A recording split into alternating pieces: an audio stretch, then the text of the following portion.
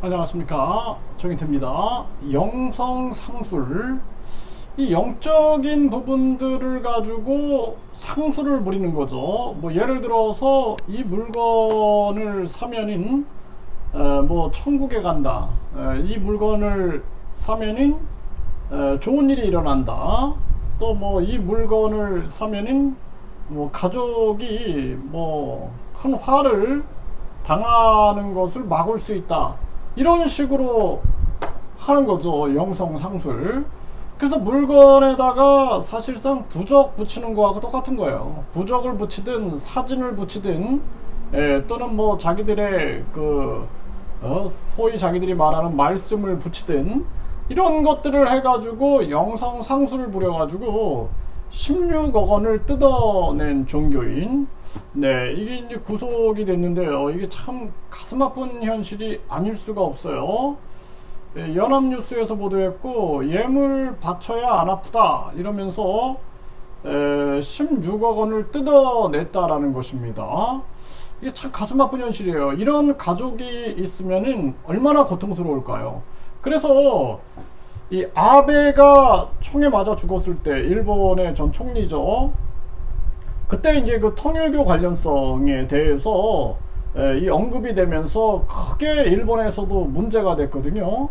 지금 이 한국이 완전히 말세기적 단계에 가다 보니까 이런 일들이 터지는 거예요. 그래서 내 부인이, 내 남편이, 또 내 자녀가 이러한 종교에 빠져가지고 고통을 받는다고 생각해 보세요. 이거 정말 큰 아픔이거든요. 그래서 사이비 종교 가중처벌법을, 종교 피해, 종교 범죄 가중처벌법을 반드시 시행해야 한다, 저는 그렇게 생각을 합니다. 그러니까 종교 피해자들에 대한 구제, 그리고 종교 범죄에 대한 가중처벌, 이거는 우리 정치권이 외면해서는 안 되는 거예요. 물론 정치꾼들도 이렇게, 이런 정치꾼들이 정치하기 위해서는 돈과 세력이 있어야 되니까 돈과 세력을 가진 종교, 사이비 종교 단체나 사이비 사회 단체들, 사이비 집단들이 접근해 가지고 한패가 되는 경우가 되게 많죠. 이 참 가슴 아픈 대한민국의 현실이다, 이렇게 볼 수밖에 없고요. 자, 그래서 지금 여기도 보면은 이데일리에서 보도했어요. 이게 가짜 뉴스가 아닙니다. 자궁에 귀신이 붙었다, 퇴마를 해야 한다 하면서 유사 강간도 하고 돈을 버는 거죠. 이런 행위들, 이게 다 영성 상술이다라고 볼 수가 있는 거예요. 자, 쉽지 않은 통일교 지우기 고민에 빠진 기시다 내각. 지금 이 기시다 내각, 아베가 통일교 관련성으로 인해서 암살을 당했는데, 지금 기시다도 고민하고 있는 거죠. 그래서 일본 정부가 이 연합뉴스에 보면은 통일교 해산 명령 청구키로 고액 헌금이 조직적으로 관여가 인정이 된다. 이렇게 되면은 해산 명령이 결정되면 옴진리교 같은 임의 단체로 전락하게 되는 거죠. 그래서 여기 보면은 이 영감상법, 이 영감 상술이죠. 그러니까 영성상술이라고 보면 돼요. 이 영감상법이 문제가 된 거예요. 고액 헌금, 그리고 예를 들어서 어떤 물건, 물건을 사면 악령을 제거할 수 있다 등의 주장을 믿게 해서 평범한 물건을 고액에 판매하는 거죠.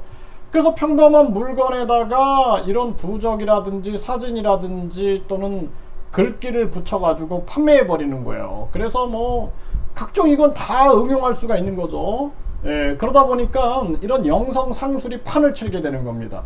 이런 사이비가 판을 치게 되면은 망하는 거예요. 나라가 망하는 겁니다. 중국도 청나라 같은 경우에도 태평천국 운동이라든지 이런 것들이 벌어지면서 이 말세기적 현상이 일어나게 되는데, 이 말세기적 현상이 일어나는 것은 많은 국민들이 불안하게 되는 거예요. 불안과 공포가 쌓이고, 지금 똑같죠, 한국이.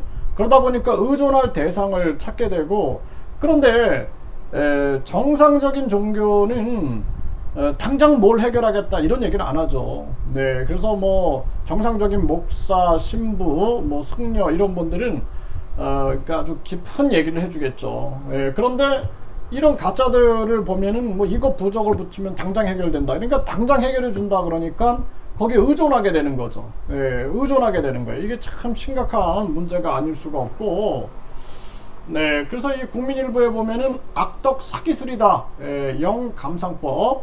그러니까 악덕 사기술, 영성 상술이다라고 보면 돼요. 영성 상술.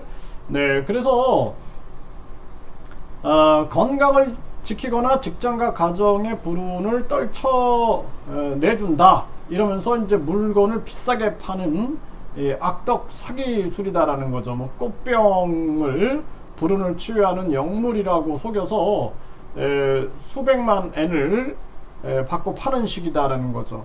각종 이제 이 상품들을 만들어내는 거죠. 계속 상품들을 만들어 가지고 이런 영성 상술을 벌이게 되는 것입니다. 굉장히 위험한 거예요, 이거. 네, 그래서 이런 영성 상술을 전개한다 그러면은 이거는 바로 고소 고발을 해야 됩니다. 그래서 이거 뿌리를 뽑아내야 됩니다. 더 큰 범죄가 일어나면 안 돼요. 그래서 이 일본 나라, 이웃 나라 일본에서 아베라는 아주 거물급 정치인이 암살당하는 이 피살당하는 그런 사태가 벌어졌는데, 이런 사건이 터졌음에도 불구하고 우리 사회가 침묵하는 것은 우리 사회도 이미 이 사이비 집단들, 이 집단들의 검은 손이 정치계로 뻗치지 않았느냐, 이런 합리적 의심을 안 할 수가 없습니다. 그래서 정치꾼들이 사이비 집단에 이렇게 참여하고, 그리고 그 사이비 집단들은 거액의 돈을 주는 거죠. 뭐 강연료라든지 이런 거를 줘가지고 자기들의 그 사이비성을 감추기 위해서 공적인 부분으로 포장을 하는 거죠. 그래가지고 초대를 하는 거예요. 막 그 자기네 궁전이다 뭐 그러면은 그 종교 그 시설에 뭐 정치인도 초대하고 또 뭐 연예인도 초대하고 막 개그맨도 초대하고 가수도 초대하고 그 돈을 주는 거예요. 돈을. 그러니까 영향력이 아니라 한마디로 말해서 돈의 힘이에요. 돈의 힘. 이런 식으로 해가지고 문제를 유발시키는 겁니다. 그러니까 정치인들 같은 경우에도 그런데 나타나가지고 특강하고 돈 받고 또 뭐 그냥 축사하고 돈 받고, 또 연예인들도 그렇게 되는 거죠. 그러니까 또 일반인들은 우리 궁전에 우리 종교 시설에 뭐 유명한 연예인이 왔어, 뭐 유명한 개그맨이 왔어, 유명한 가수가 왔어, 유명한 배우가 왔어, 이러면서 더 신뢰하게 되는 거죠. 이게 어떻게 보면 하나의 부역이 되는 거예요. 부역. 정치꾼들도 마찬가지고 부역이 되는 것입니다. 자기들의 계속된 신뢰성을 높이기 위해서 하나의 이 악덕 사기술을 발휘하게 되는 거죠. 그래서 이런 영성상술, 이거 굉장히 위험한 것이다. 이거 우리 국민들이 분명하게 인지를 해야 합니다. 말세기적 단계는 많은 국민들이 불안해하고, 지금 한국 사회에 묻지마 보면 보세요. 얼마나 지금 불안한 사회가 됐습니까? 이렇게 되면은 한국은 앞으로 사이비 집단, 사이비 단체들이 엄청 판을 치게 된다라는 것입니다. 그렇게 되면은 국민들이 이제 이 사이비 종교 같은 데 빠지게 되고, 사이비 집단, 사이비 단체에 빠지게 되고, 정부는 또 국민 세금으로 보조금을 통해서 그들을 또 지원할 수 있는 거죠. 그러면 국민들은 다 외면당하게 되는 거예요. 그래서 제가 항상 말씀드리는 게 분권형 직접 민주제를 말씀을 드리는 겁니다. 우리 국민들을 사이비 정치, 사이비 종교, 사이비 단체로부터 국민들을 보호할 수 있는 길은 오직 국민들이 주권을 갖는 것이다. 국민들의 힘을 갖는 것이다. 그래서 국민들이 스스로를 지키지 않으면 안 된다. 지금 대한민국 보십시오.